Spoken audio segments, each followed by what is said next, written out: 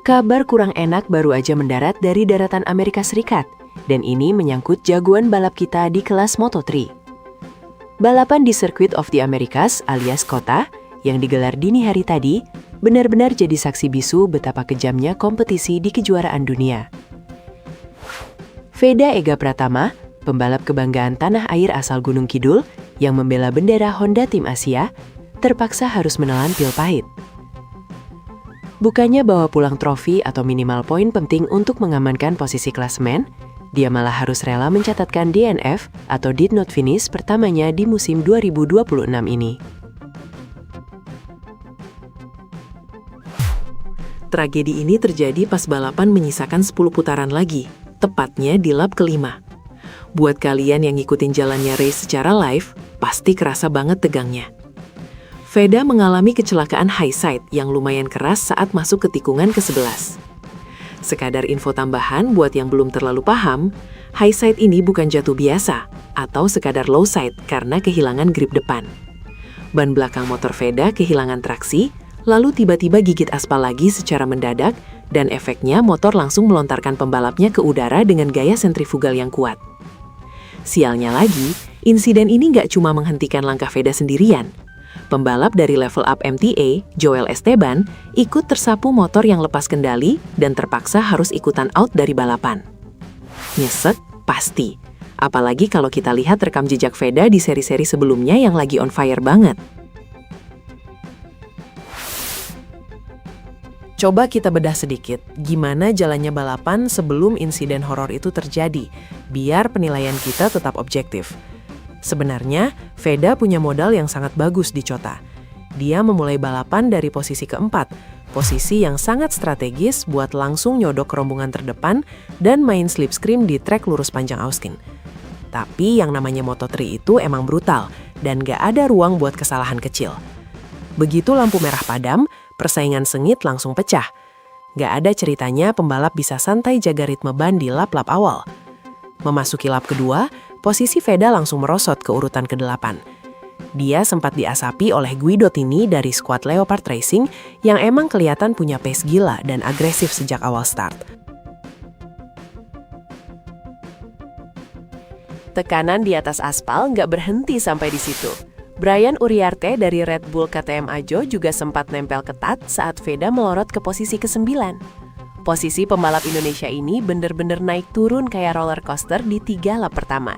Tapi, mental petarung Veda patut diacungi jempol sob. Masuk lap ketiga, dia perlahan mulai menemukan ritmenya lagi. Mulai membaca racing line lawan, dan berhasil memperbaiki posisi ke urutan ke-7.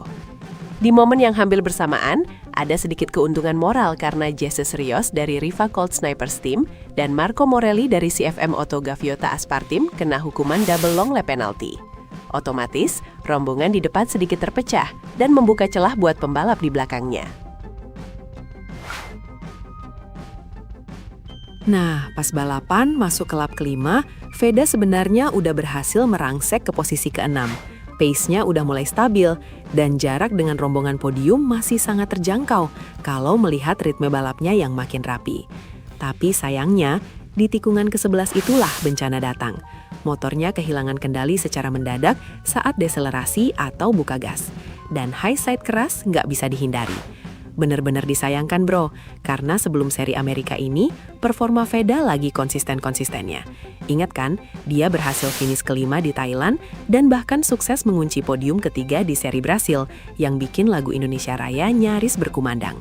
Gagal mengulang momen manis di Brasil, jelas jadi pukulan telak buat mentalnya akhir pekan ini. Pasca kejadian, banyak yang langsung nanya gimana kondisi fisik Veda setelah terlempar cukup tinggi. Memang belum ada rilis medis resmi yang panjang lebar dari tim dokter atau Honda Tim Asia.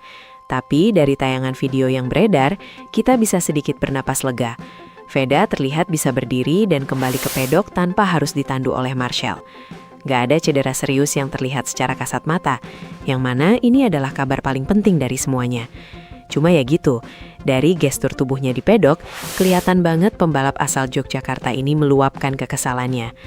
Wajarlah, siapa yang gak frustrasi gagal finish saat motor lagi enak-enaknya dan poin ada di depan mata. Beberapa kru juga langsung ngerubungin dia, mencoba menenangkan dan berkomunikasi soal apa yang sebenarnya terjadi sama motornya di Turn 11 tadi. Veda sendiri sadar betul kalau seri Austin ini emang jauh dari ekspektasi pribadi dan tim. Lewat akun media sosialnya, dia langsung angkat bicara tanpa mencari alasan yang berlebihan. Bukan akhir pekan kami di Austin, kata Veda Ega Pratama dalam bahasa Inggris dikutip dari Instagram miliknya, Senin 30 Maret 2026. Kata-kata ini simpel, tapi menggambarkan betapa beratnya akhir pekan di Chota buat dia. Trek Chota yang punya banyak elevasi, bumpy di beberapa sektor, dan tikungan teknikal ini seolah menolak kompromi dengan setup motor dan gaya balapnya kali ini. Meski begitu, pembalap bernomor kebanggaan ini nggak mau terlalu lama larut dalam kekecewaan. Fokusnya langsung tertuju ke seri Eropa yang bakal segera bergulir dan menuntut persiapan fisik serta mental yang baru. Kami mengambil pelajaran dan akan terus bergerak maju pada balapan berikutnya, tuturnya.